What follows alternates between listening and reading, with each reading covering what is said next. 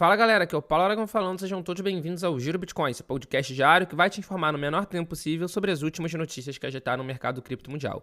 Para começar o episódio de hoje, vamos direto para o giro pelo mercado. Nesse instante, cada unidade do Bitcoin está na casa dos $62.800, enquanto o Ethereum, segundo maior criptoativo do mercado, está na casa dos 2.900.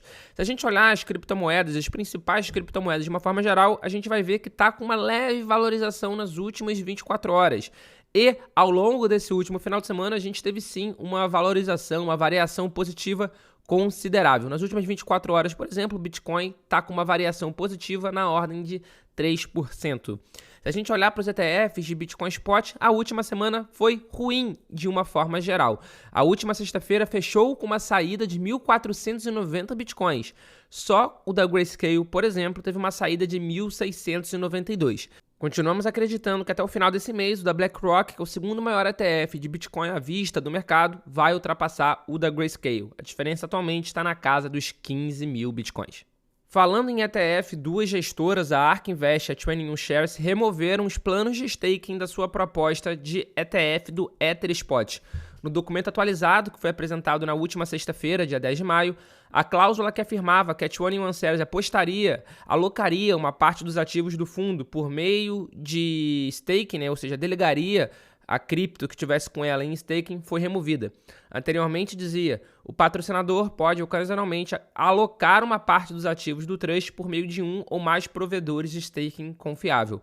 Em sua apresentação de 7 de fevereiro, as empresas incluíram uma cláusula afirmando que a 21 Shares esperava receber ETH como recompensa pelo stake e pretendia classificar os ganhos resultantes como renda gerada pelo fundo. No entanto, o documento mais recente remove essa seção, mas mantém comentários mais amplos, incluindo perdas devido a penalidades de slashing, que são fundos temporariamente inacessíveis durante a vinculação e desvinculação, e impactos potenciais sobre o preço do Ether. Segundo o analista de ETF da Bloomberg, o Eric Balchunas, a atualização pode ser um esforço para refinar a aplicação em resposta a possíveis comentários da SEC, ou então é um esforço de uma última hora, uma jogada estratégica, uma medida desesperada realmente para ver se a SEC aprova esse ETF de Ether Spot agora já em maio. De qualquer forma, os analistas julgam como bastante improvável que a SEC dê essa aprovação ao longo desse mês. Mas sem sombra de dúvida, esse era um dos pontos que muita gente falava que era a justificativa da SEC, uma das justificativas da SEC para não aprovar, que era justamente o staking de Ethereum.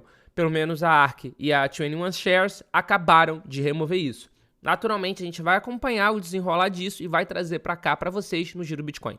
E dando continuidade ao episódio de hoje, o maior banco dos Estados Unidos, com 2,6 trilhões de dólares em ativos, relatou à SEC que comprou aproximadamente 760 mil dólares em ETFs de Bitcoin Spot. A gente está falando do JP Morgan Chase, e eles investiram nos ETFs de Bitcoin da Grayscale, da ProShares, da Bitwise, da BlackRock e da Fidelity. Isso foi descoberto no último dia 10 de maio, quando o JP Morgan enviou um documento para a SEC contendo alguns investimentos deles, e lá a gente pôde ver que tinha aproximadamente 760 mil dólares em ETFs de Bitcoin Spot. Além disso, o banco relatou aproximadamente 25 mil ações no valor aproximado de 47 mil dólares na Bitcoin Depot, que é um provedor de caixas eletrônicos de criptomoedas. O documento enviado à SEC foi enviado no mesmo dia em que o Wells Fargo relatou exposição aos ETFs de Bitcoin da Grayscale e da ProShares em seus ativos, e a Bitcoin Depot também da mesma forma. A SIG, que é a Susquehanna International Group, relatou no último dia 7 de maio que comprou mais de 1 bilhão de dólares em ETFs de criptomoedas spot no primeiro trimestre de 2024. De novo, vale ressaltar que o JP Morgan é o maior banco dos Estados Unidos em ativos, controlando cerca de 2,6 trilhões de dólares.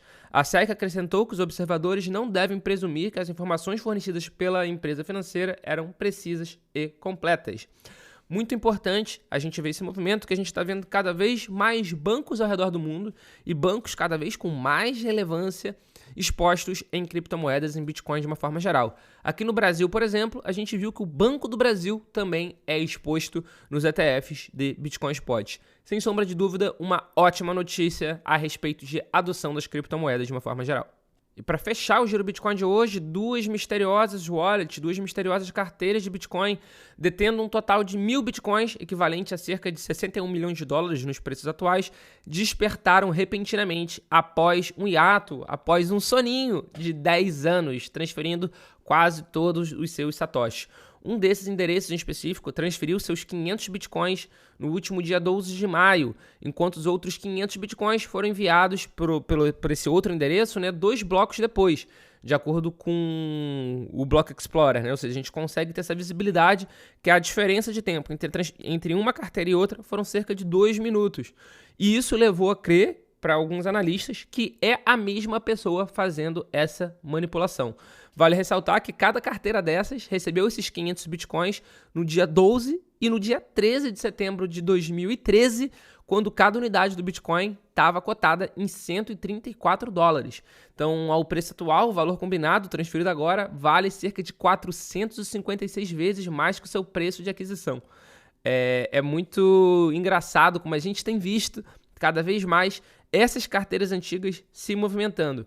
10 anos entre o recebimento e a transferência e uma valorização de 456 vezes. Pelo visto, valeu super a pena esperar.